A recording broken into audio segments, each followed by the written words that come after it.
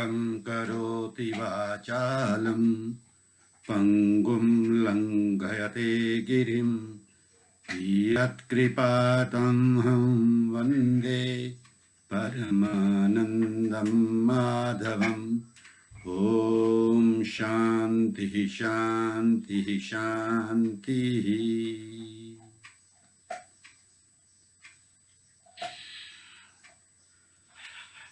आप सभी को मेरा हृदय से प्रणाम।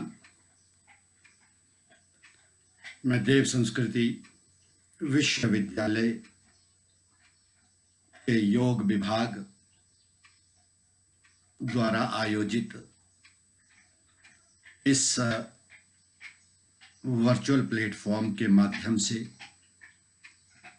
सर्वप्रथम योग के विभागाध्यक्ष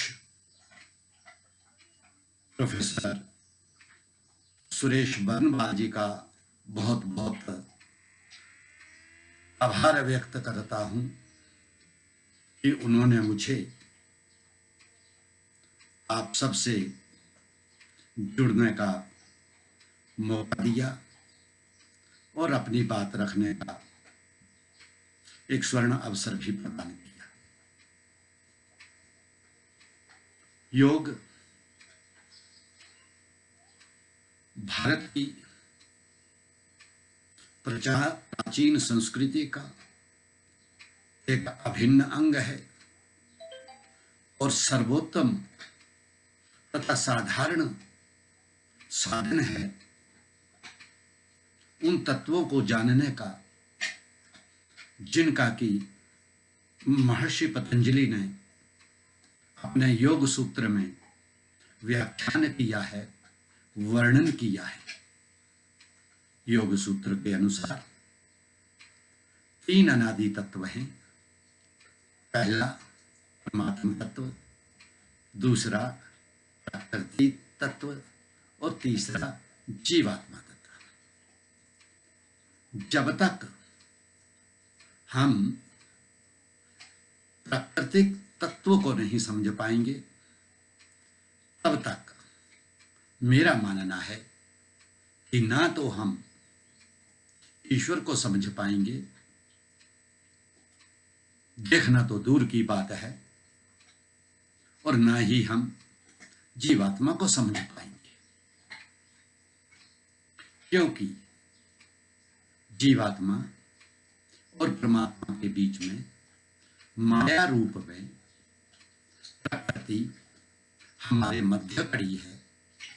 और जब तक यह माया का भ्रमजाल हमारे मस्तिष्क से, हमारी बौद्धिक चेतना से हट नहीं जाता है, तब तक मुझे नहीं लगता है कि हम जिसके लिए इस धरालोक के ऊपर आए हैं, जिस कार्य के लिए आए हैं, जिस प्रयोजन के लिए आए हैं, उसकी हम पूर्ति कर पाए।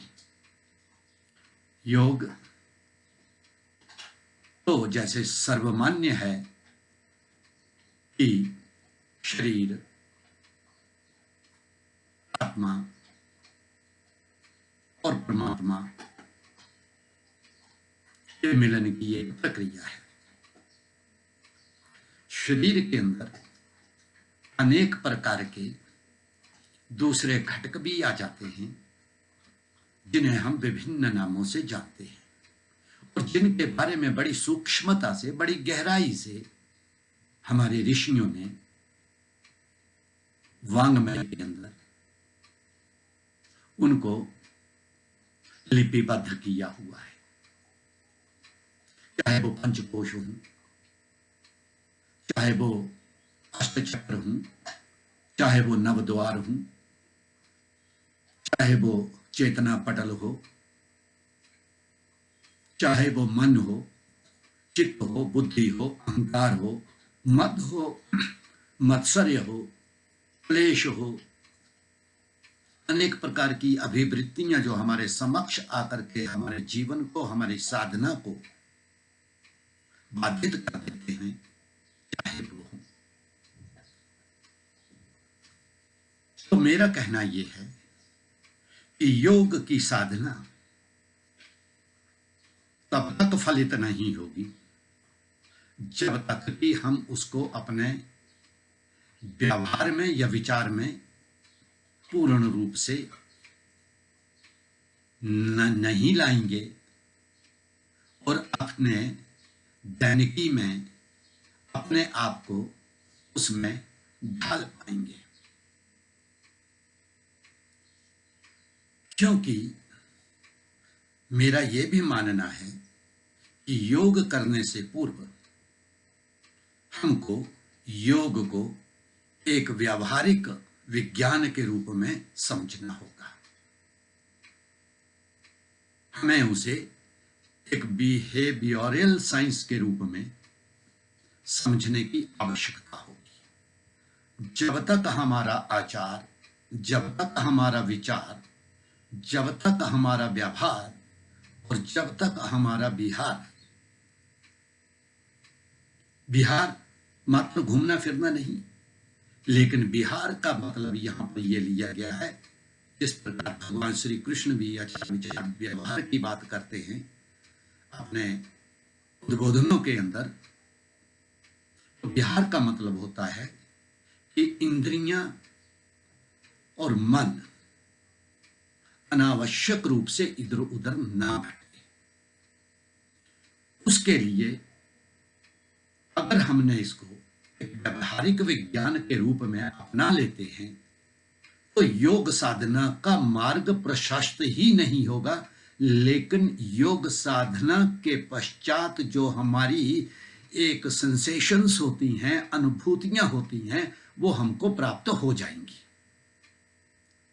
अर्थ का मतलब ही तैयार करना है, अर्थ का मतलब ही अधिकार स्वरूप से उस विज्ञान की महत्ता को, उस विज्ञान की वैज्ञानिकता को, उसको अपने जीवन में चित्रांकित करना और उसके ऊपर चलना, यह बहुत महत्वपूर्ण बात है। और उसके लिए मैं दो चीजें मानता हूं। अगर आप योग करने से पहले व्यवहारिक हो जाएं और उसके ऊपर चलने की आपकी प्रवृत्ति बन जाए तो अज्ञान की निवृत्ति तो स्वयं ही हो जाएगी। अब इस व्यवहारिक विज्ञान को समझने के लिए मेरे सामने दो पक्ष आते हैं। एक तो हमारी प्राचीन परंपराएं जो हमें मानवों से ही नहीं जोड़ती हैं, अपितु संपूर्ण ब्रह्मांड के साथ, और संपूर्ण ब्रह्मांड में जितना भी जीवन है, चाहे वो जीवन पशु पक्षियों का हो, चाहे कीड़े मकोड़ों का हो,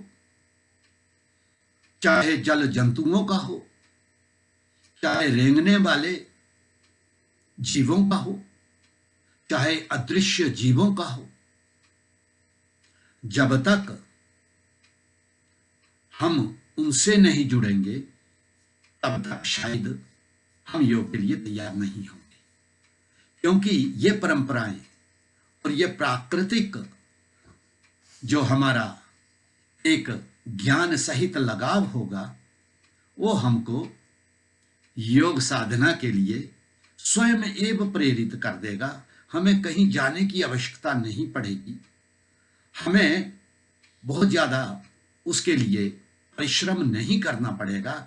अगर इन परंपराओं को, जो प्राचीन थी हमारे बुजुर्ग करते थे, हमारे ऋषि मुनि अपने आचार्य कुलों के अंदर, अपने गुरुकुलों के अंदर, अपने योग आलयों के अंदर उनका पालन जीवन की कला के माध्यम से या जीवन को जीने के तरीके के माध्यम से रोज अपने शिष्यों के सामने उसका प्रदर्शन होता था, लेकिन किसी को बाध्य नहीं करते थे कि तुमने इस प्रकार से करना है।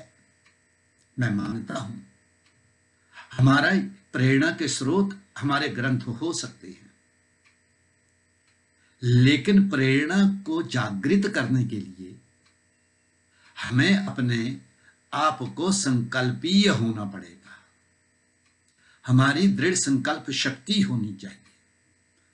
अब मैं प्रारंभ करता हूं कि हमारी परंपरा क्या थी, जो ऋषियों ने भी बतलाई और जो तत्वदर्शी थे उन्होंने भी बताई, और हमारे बुजुर्ग, हमारे माता पिता, हमारे दादा दादी, हमारे परदादा परदादी उस परंपरा का निर्वहन करते हुए अपने जीवन को उन्होंने जिया। हमारे ग्रंथ में कहा गया है, स्मृति रत्नावली के अंदर कहा गया है आचार्येंदु के द्वारा,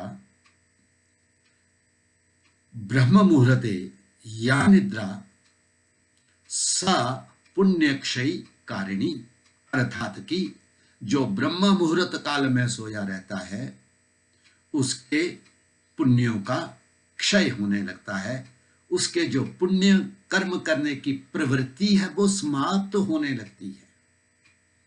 क्योंकि ब्रह्म मुहूर्त का काल ऐसे कहा गया है कि जब पूरी की पूरी प्रकृति जो है वो अपनी संपूर्ण शक्तियों का बिखराव जो है उसको पूर्ण रूप से जो है सारे जीव जंतुओं के लिए, मानवों के लिए और वनस्पतियों के लिए खुले रूप से बिखेर देती है। जिसने जितना ग्रहण करना है वो उससे उतना ग्रहण कर सकता है। सुबह के उठने से ऑक्सीजन जहां हमें ज्यादा प्राप्त होगी, उसके साथ साथ जो हल्की हल्की हवा के झोंके हमारे शरीर का स्पंदन करेंगे, इतनी शांति मिलती है, इतना आनंद मिलता है। और जो व्यक्ति सोया हुआ, जिसकी आदत है लेट उठने की, अगर एक दिन सुबह सुबह वो उठ जाता है, बाहर निकलता है, तो वो कहता है इतना मजा आता है। तो बस यही करना है कि एक बार जो है वो हमको सिर्फ बिस्तर से उठना है। अब जब ब्रह्म मुहूर्त में हम उठ जाते थे तो एक मंत्र का उच्चारण किया जाता था, क्योंकि मंत्रों के उच्चारण करने से मन त्रय हो जाता है, मन आनंदित हो जाता है, मन लचीला हो जाता है। मन की जो एक प्रकार की उसके अंदर जो एक रिजिडिटी होती है, उसके अंदर जो एक स्लगिशनेस होती है, उसके अंदर जो एक हार्डनेस होती है, वो अपने आप ही पूर्ण रूप से जो है वो हट जाती है। उसके बाद कहते थे कि ईश्वर से जुड़ो, ब्रह्म मुहूर्त में उठो और बिस्तर में लेटे लेटे ही अपने हाथों को रगड़ करके अपने सिर के ऊपर फेरो, अपने शरीर को जो है वो थोड़ा प्रेम करो। जिस प्रकार बुजुर्ग लोग हमारे सिर के ऊपर, हमारे गुरु लोग हमारे सिर के ऊपर अपना शक्तिपात करते हैं, अपना आशीर्वाद देते हैं, अपने स्नेह का स्पंदन करते हैं, उस प्रकार से अपने सिर के ऊपर फेरा, फिर हाथों को रगड़ करके उसके बाद कहा कि अब ईश्वर से जुड़ो, क्योंकि कराग्रे बसते लक्ष्मी, कर मध्य च सरस्वती, कर मूले स्थितो ब्रह्मा, कर प्रभात दर्शनम। क्योंकि कर के आगे जो है, हाथ के आगे जो है लक्ष्मी का निवास है, क्योंकि कर्म तो यहीं से होना है, सारे का सारा कर्म हमने उंगलियों के माध्यम से करने हैं सारे के सारे। तो लक्ष्मी की प्राप्ति, धन की प्राप्ति, सत्कर्म की प्राप्ति, निष्काम काम करने की भावना जो है वो कर आग्र के माध्यम से ही तो होगी। और कर मध्य च सरस्वती, और कर के मध्य में, हाथ के बीच में जो है वो सरस्वती का निवास होता है।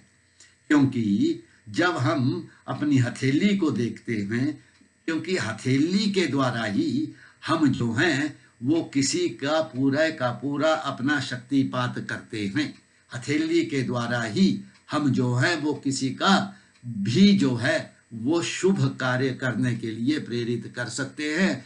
और हमारी अन्नपूर्णा माता जो हैं, देवी जो हैं, वो उनसे जब धन वर्षा होती है, उनसे जब और किसी संपत्ति की वर्षा होती है, तो वो कर आग्र होते हुए और उनकी जो है वो हथेली से निकलती हुई तो उसका बहाव बाहर की तरफ को आता है। कर मूले तिष्ठो ब्रह्म, और कर का जो मूल है, the root of the hand जो है, वहां पर ब्रह्मा निवास करते हैं। क्योंकि ब्रह्मा ने इस शक्ति का, इस पृथ्वी का जो है वो निर्माण किया, तो हमारे शरीर का निर्माण सही ढंग से चले उसके लिए हमारे कर मूल का बिल्कुल जो है वो स्थायित्व होना और उसकी दृढ़ता का होना बहुत आवश्यक है।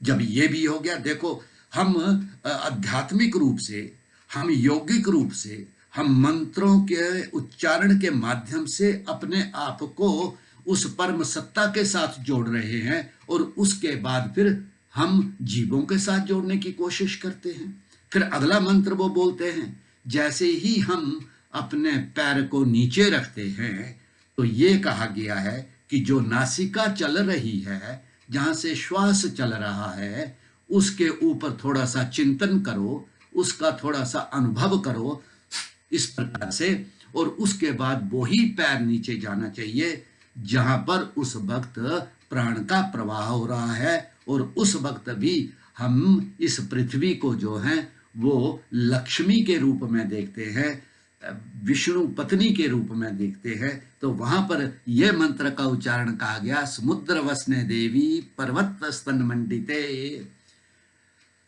विष्णु पत्नी नमस्तुभ्यम पाद स्पर्श क्षमाश्व में है। अर्थात कि हम जुड़ने की कोशिश कर रहे हैं इस पृथ्वी के ऊपर। अगर इस पृथ्वी के ऊपर, इसी के ऊपर हमारा जीवन प्रारंभ हुआ, इसी के कारण हमारा जीवन प्रारंभ हुआ और इसी के ऊपर हमारा जीवन की पूरी यात्रा चलेगी और अंत में हम इस ही पृथ्वी में समा जाएंगे।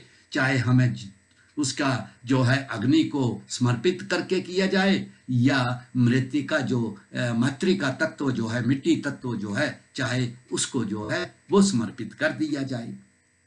तो हम कहते हैं समुद्र वसने देवी, हे देवी तू जो समुद्र में निवास करती है, विष्णु पत्नी हैं आप, पर्वत स्तन मंडले मंडिते, अर्थात ये जो पर्वतों का स्वरूप है वो स्तनों की तरह हमें दिखाई देता है। अब मैं आज अपना पैर आपके ऊपर रखने जा रहा हूं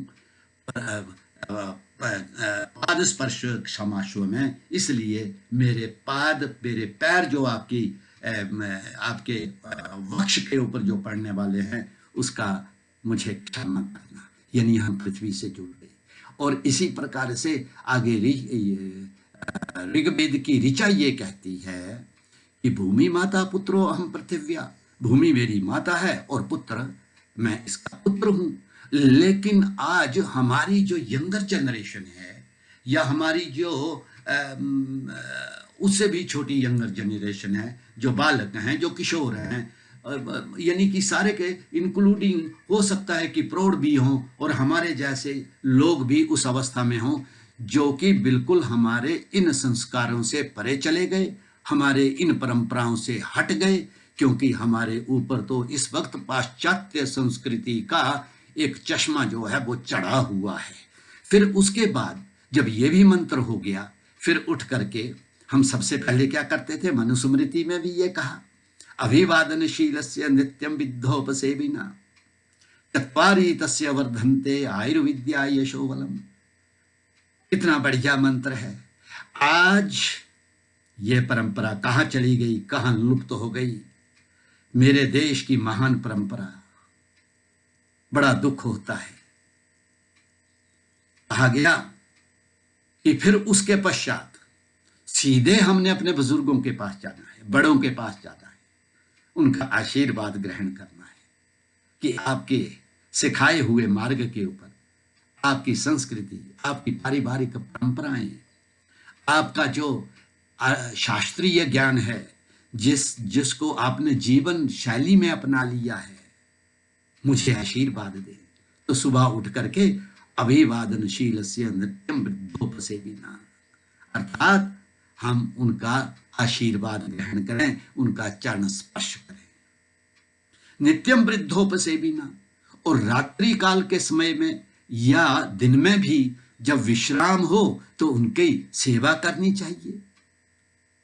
उनका जो है वो थोड़ा बहुत पैर दबाने चाहिए, उनका सिर दबाना चाहिए, उनकी टांगें दबानी चाहिए। उससे एक आत्मीयता की भावना और उनसे निकली हुई शिष्टाचार और आशीर्वचन जो हैं वो हमारे व्यक्तित्व को जो हैं वो अध्यात्म की ओर ले जाने वाले हैं। चत्वारि तस्य वर्धन्ते आयुर्विद्या यशोबलम, उसके 4 चीजें जो हैं वो बढ़ जाती हैं। चत्वारि तस्य वर्धन्ते, आयु बढ़ती है, विद्या का अपने आप ही ज्ञान होने लगता है, चाहे पुस्तकीय ज्ञान ना हो लेकिन व्यावहारिक ज्ञान तो होने लगेगा। समोहम सर्वभूतेषु,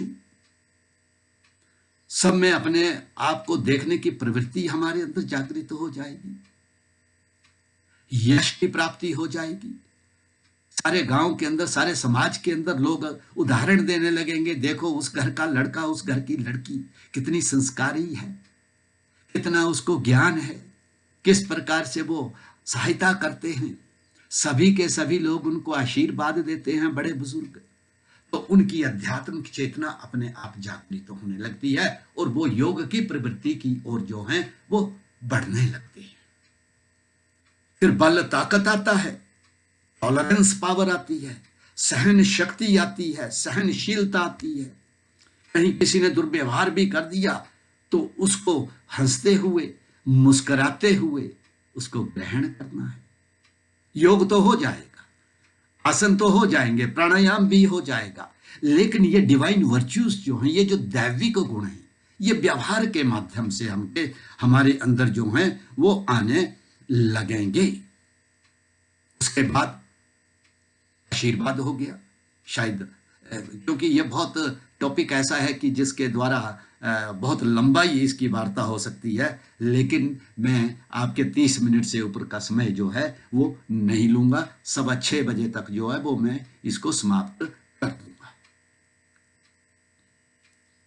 फिर उसके बाद प्राचीन काल में गांव में अभी भी कुछ गांव ऐसे हैं जहां अभी भी लोग बावड़ी का पानी पीते हैं, नदी का पानी पीते हैं, तालाब का पानी पीते हैं, कुएं का पानी पीते हैं। दूसरी चीजों के लिए, बेशक नहाने धोने के लिए, पशुओं के लिए तो हम नलके का पानी यूज कर रहे हैं, प्रयोग कर रहे हैं, लेकिन कई अभी भी उस परंपरा से जुड़े हुए हैं जो कि पृथ्वी तत्व से रिश्ता हुआ पानी जो बाहर निकलता है, जो खुद ही उसको फिल्टर कर देता है, उसको सैनिटाइज कर देता है, उस पानी को ग्रहण करते हैं। जब हम घड़ा लेकर के, मिट्टी का लेकर के जाते थे, we used to carry handful of raw rice, हम एक मुट्ठी भर करके चावल ले जाते थे और उस कुएं के अंदर, उस नदी के अंदर, उस तालाब के अंदर, उस बॉडी के अंदर उन चावलों के दानों को हम बिखेर देते थे। We used to sprinkle those raw rice on the surface of the water, ताकि वहां पर जो निवास करने वाले जीव हैं उनको उनका हिस्सा मिले। वो कहां जाएंगे, वो हमारे पास है, क्योंकि हमारे पास बुद्धि है। उनको हमारे से एक्सपेक्टेशन होती है। कैसे मछलियां दौड़ती हुई पानी के किनारे आ जाती हैं, वो भी अपना प्रेम प्रदर्शित करते हैं, वो भी हमारे साथ एक आत्मीयता की भावना को प्रकट करने के लिए हमारे पास आते हैं और उनको ये भी पता होता है कि ये हमें कुछ खाने को देंगे, तो हम उनके साथ जुड़ गए। ये निष्काम कर्म हो रहा है, आपने मछलियों से क्या लेना है? सकाम कर्म तो नहीं है, आपने मछलियों को डाल दिया, the matter ends, you forget the thing. फिर पानी भरते थे और मछलियों के पास बैठ करके, कई बार तो मछलियां हमारे हाथ से जल में डाल करके, अगर हम हाथ मुट्ठी को खोलते थे तो वो हाथ से अपने आप अपना जो हिस्सा है उसको ले जाते थे और हमें अनायासी वो फल प्राप्त हो जाता था जो ईशावास्य उपनिषद में लिखा हुआ है, ईशावास्य मिदम सर्वम यत् किंच जगत्याम जगत तेन त्यक्तेन भुंजिता मां गृधा स्याद स्विद्धनम। हम उनको उनका हिस्सा दे रहे, घर में आते थे। फिर उसके पश्चात, क्योंकि स्नान तो वहीं हो गया, नदी के किनारे में, तालाब के किनारे में, महिलाएं भी वहीं कर करके आ जाती थी, विशेष करके पहाड़ों में भी गर्मियों के दिनों में आकर के फिर संध्या होती थी, प्रथम काल की संध्या। संध्या का जो कॉन्सेप्ट ऋषियों और मुनियों ने दिया, वो इसलिए दिया कि हम सबसे, सारे जीवों से अपना और ईश्वर के साथ एक वो अपने तत्व की एकता को स्थापित कर सके। संध्या के पश्चात हम क्या करते थे? हम बाहर जाते थे, तुलसी को पानी देते थे, तुलसी माता, सूर्य को जल अर्पित करते थे। जितने वहां पर पक्षी आते थे उनके लिए कुछ ना कुछ जो है वो हम बिखेर देते थे, किसी चीज के दाने, चाहे गेहूं के दाने हो, चाहे चावल के दाने हो, चाहे किसी दाल के दाने हो, जो उनका मन पसंद का भोजन होता था वो डाल देते थे। एक किसी टब के अंदर पानी भर करके रख देते थे, रोज बदलते थे ताकि उनका वो प्यासे ना रहे। इतनी बढ़िया था जीवन। आज हमारे नौजवान इन चीजों को भूल गए, क्योंकि now these divine virtues have been occupied by the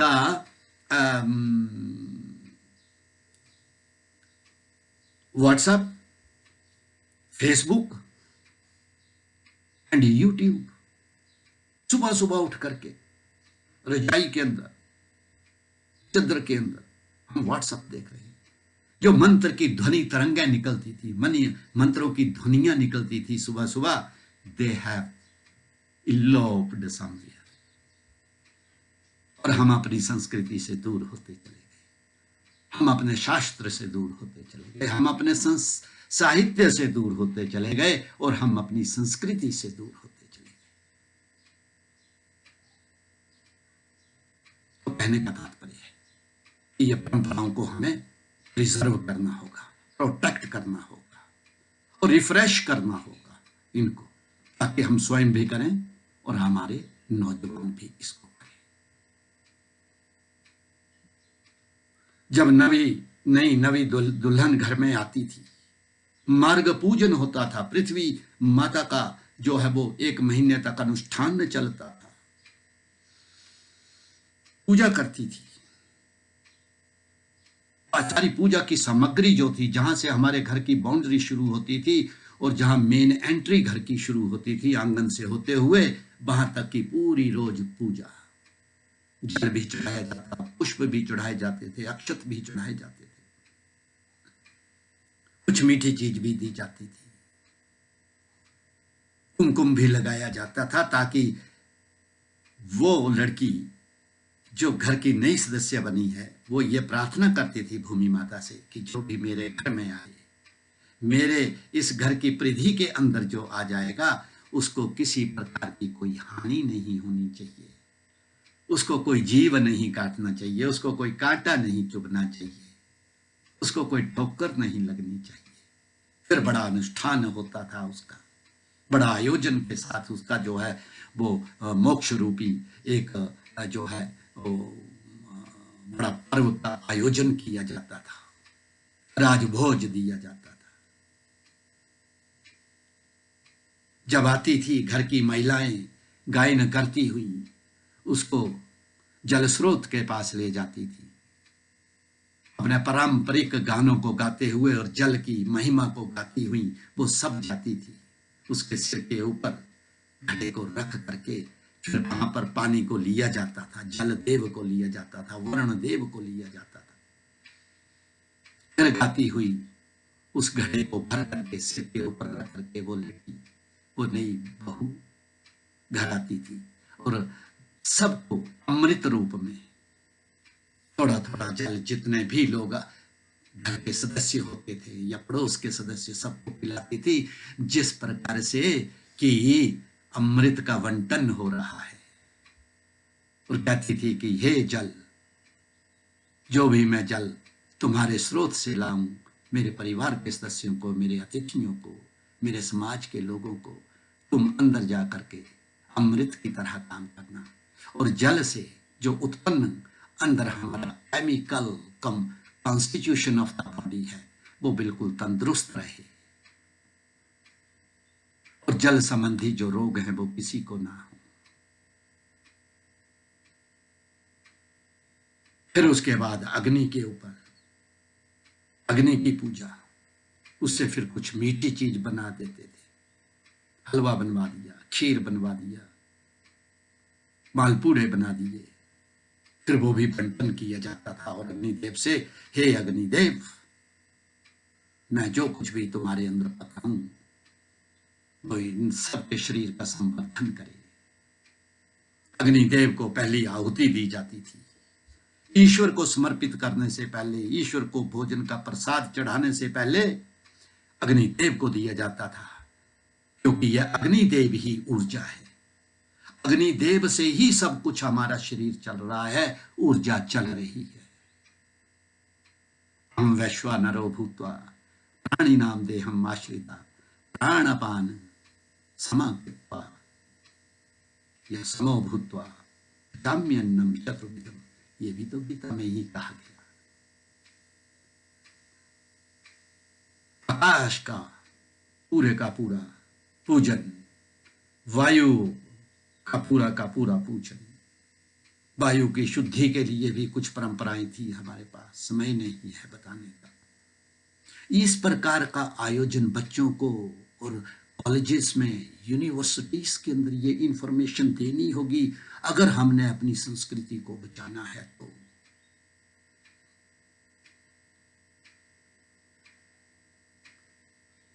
प्राणो वै ब्रह्मा प्राणो वै रसः, ये प्राण ही ब्रह्म है, ये प्राण ही रस है।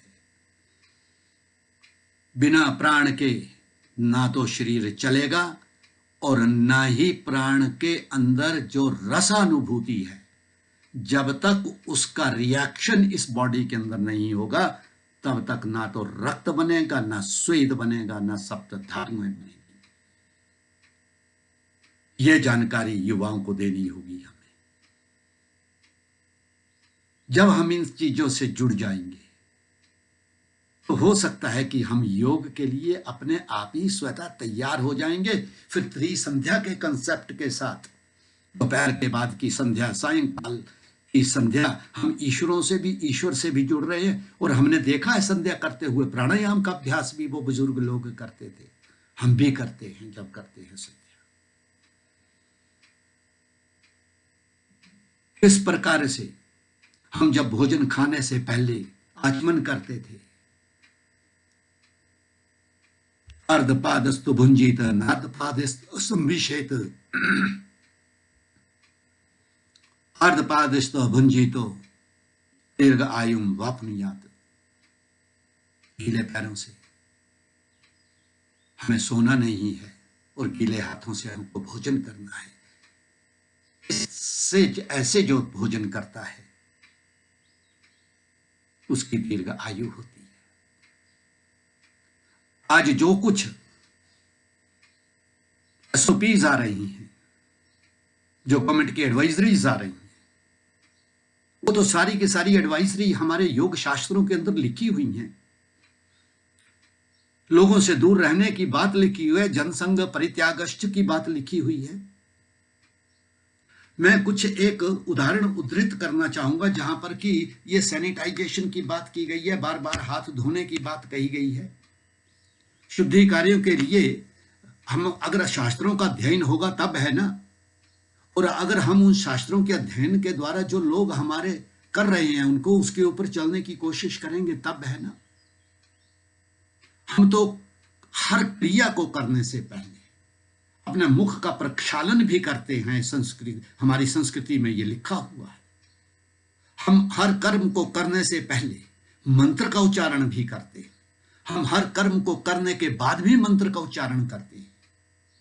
हमारे आयुर्वेद आचार्य जो हैं, जो जब वो जड़ी बूटियां लाते हैं मंत्र का उच्चारण होता है। जब उनका जो है वो दोहन होता है, जब उसको तैयार किया जाता है, दवाई को रगड़ते हुए या जो कुछ भी उसकी गोलियां बनाते हुए, बटियां बनाते हुए मंत्र का उच्चारण होता है। नाड़ी परीक्षण के समय मंत्रोच्चारण होता है। दवाई की पुड़ियां बनाते हुए मंत्रोच्चारण होता है। और पहली खुराक वैद्य अपने हाथ से मरीज को देते हुए मंत्रोच्चारण करते हैं। और उन मंत्रोच्चारण में उन जड़ी बूटियों की जो मुख्य उनके गुण हैं उनका वहां पर जो है वो प्रदर्शित किया जाता है। और वो सारे के सारे संस्कृत में। हम कहां खो गए? इतनी बड़ी संस्कृति विश्व में कहीं नहीं है। खेलते थे, कई तरह के उत्सव होते थे, मिलते थे हम लोग। आज वो खत्म हो रहा है क्योंकि पाश्चात्य संस्कृति आ रही है। हर कोई अपने घर में बैठा हुआ है, घर के 4 सदस्य आपस में बात ही करते हैं, सब व्हाट्सएप के ऊपर लगे हैं, फेसबुक पे लगे हैं, चैटिंग में लगे हुए हैं, यूट्यूब पे लगे हुए हैं। अलग हो गए सब, दो भाई आपस में खेल नहीं पाते हैं। तो जो शुद्धि कार्य बतलाए गए हैं अंत में, वो मैं जल्दी से बता देता हूं, हालांकि ये विषय बहुत इंटरेस्टिंग है, कभी बाद में बात करेंगे। अब जिस प्रकार से हमारे पद्म पुराण में लिखा है, अकृत्वापादौ शोचम मार्गतो न मार्गतो न शुचिर भवेत, अर्थात कि कहीं बाहर से आया हुआ व्यक्ति बिना पैर धोए शुद्ध नहीं होता है। कि आज हमें कह रहे हैं हाथ धो लो, हमें पैर भी धोने होंगे। उसके बाद अगली बात कही गई है, जो कि ये बात जो है वो सुश्रुत संहिता में है। इसका मैं संस्कृत के, अब क्योंकि समय नहीं है, मैं उनके कोटेशन नहीं दे रहा हूं, मैं सिर्फ हिंदी का अनुवाद आपको बताता हूं। इसमें यह लिखा है कि मुख को बिना ढके सभा में जम्हाई लेना, वासी लेना, खांसी करना, छींक, डकार इत्यादि नहीं लेने चाहिए। यही तो आज कहा जा रहा है मास्क के लिए, मुंह को ढक करके रखो। उसके पश्चात अगली बात कही गई है मनुस्मृति के अंदर, न कारणात व निष्ठवेत, सॉरी ये कूर्म पुराण की बात है, बिना कारण थूकना नहीं चाहिए। पीछे एडवाइजरी आई थी, कहीं इधर उधर मत थूको। ये हमारे ग्रंथों में लिखी हुई बातें हैं। कहां भूल गए हम, कहां खो गए हम, इस अंधकार में चले गए हम।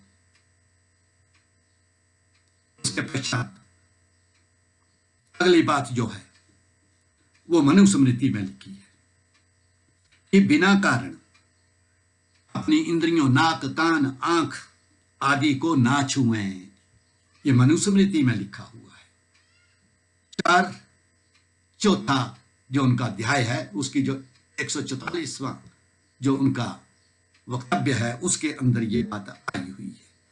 अर्थात बिना कारण अपनी इंद्रियों, नाक, कान, आंख आदि को ना छुएं। ना धार्येत परश्चेभ्यम स्नानम वस्त्र कदाचन। पद्म पुराण सृष्टि वक्तव्य के अंदर बात आई है, दूसरे के तौलिए वस्त्र आदि प्रयोग ना नहीं करने चाहिए। चाहे बैक्टीरियल इन्फेक्शन हो, चाहे वायरल इन्फेक्शन हो, या दोनों ही ये इन्फेक्शंस ना हो, तब भी नहीं करना चाहिए। इससे हमारे शरीर की रक्षा और सुरक्षा होती है। आगे कहते हैं हस्तपादे मुखे चैव पंचाद्रो भोजनम चरेत। पद्म पुराण फिर ये कह रहा है कि पहले से भीगे हुए वस्त्रों से शरीर या हाथ नहीं पहुंचने चाहिए। आज इस बात की हमें बहुत आवश्यकता है। तो ये संस्कार, ये बिहेवियर हमें अपने बच्चों को सिखाना होगा, अपनी नौजवान पीढ़ियों को सिखाना होगा। आगे ये भी मनुस्मृति का वाक्य है। आगे कहा गया कि पूजन, बाहर घूमने व सोने के समय अलग अलग वस्त्र डालने चाहिए। यह महाभारत में कहा गया है। हठ योग में तो बातें बतलाई ही हैं। अत्याहार प्रयासश्च निर्जल्पो नियमाग्रह जनसंग परित्यागश्च, है ना, जनसंग लौल्यम षड्वियोग विनश्यति ही। तो इस प्रकार से हमारे जो ये ग्रंथ है, अभी तो मैंने आपको बिल्कुल सूक्ष्म सी चीज बतलाई है, लेकिन अब इतना भी हम समझाएं, लेकिन पहले स्वयं करना पड़ेगा।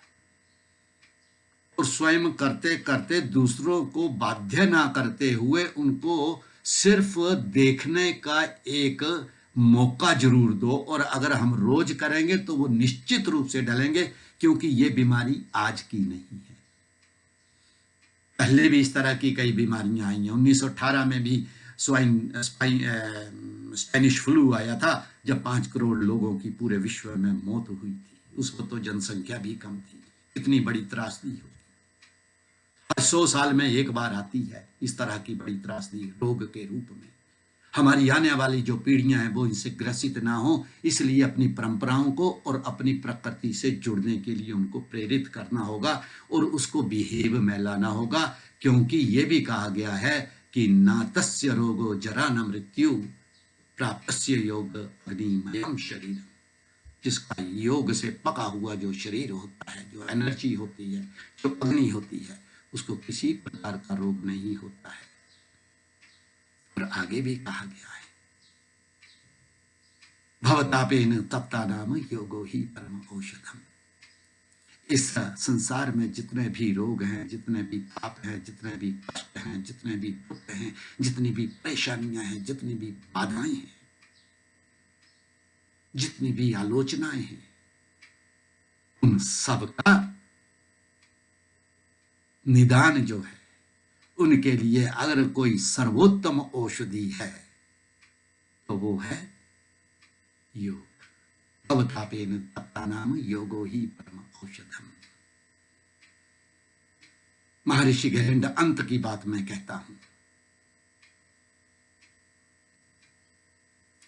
आसने न भवे दृढ़।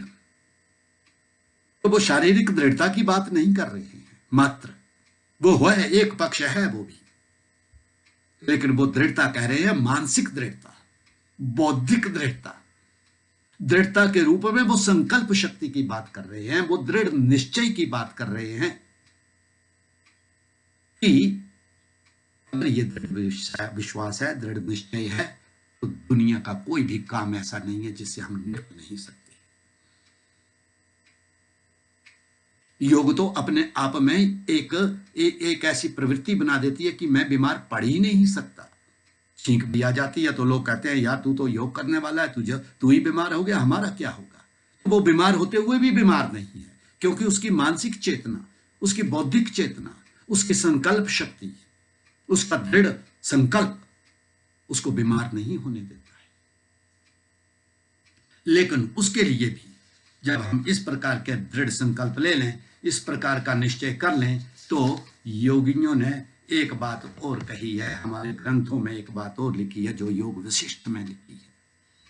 सिंहवत् सर्व योगेन पतन्त्यतो किलार्किना। जो भी हम कार्य करें पूरे वेग के साथ करें, पूरी निष्ठा के साथ करें, पूरी प्रतिबद्धता के साथ करें। जिस प्रकार से शेर अपने शिकार के लिए अपनी पूरी शक्ति को झोंक देता है, पूरी शक्ति लगा देता है, तो ये पूरी शक्ति जब हम इस प्रकार के बिहेवियरल वे ऑफ लाइफ जब करेंगे तो हमें दृढ़ होना पड़ेगा। This is not an easy cake to cook और this is not an easy cake to eat. तो बस मैं इतना ही कहना चाहूंगा कि अपनी प्रकृति से जुड़ो, अपनी परंपराओं से जुड़ो। परंपराओं से जुड़ेंगे तो साहित्य से जुड़ेंगे, साहित्य से जुड़ेंगे तो संस्कार से जुड़ेंगे, संस्कार से जुड़ेंगे तो संस्कृति से जुड़ेंगे, और संस्कृति से जुड़ेंगे तो जीवात्मा का से भी जुड़ेंगे। प्रकृति के ऊपर आपकी जो इसका माया रूप है उसके ऊपर आप विजय प्राप्त करते हुए परमात्मा तत्व का बोध भी हमको हो सकता है। इन्हीं शब्दों के साथ मैं डॉक्टर वर्णवाल जी का एक बार पुनः बहुत बहुत धन्यवाद करता हूं, और अंत में एक प्रार्थना के साथ मैं इसको समाप्त करता हूं। ओम पूर्णमदः पूर्णमदम पूर्णमिदम पूर्णात् पूर्णमुदच्यते पूर्णमस्य पूर्णमेवाय पूर्णमेवावशिष्यते। ओम शांति शांति शांति। लोकाः समस्ताः सुखिनो भवन्तु। धन्यवाद।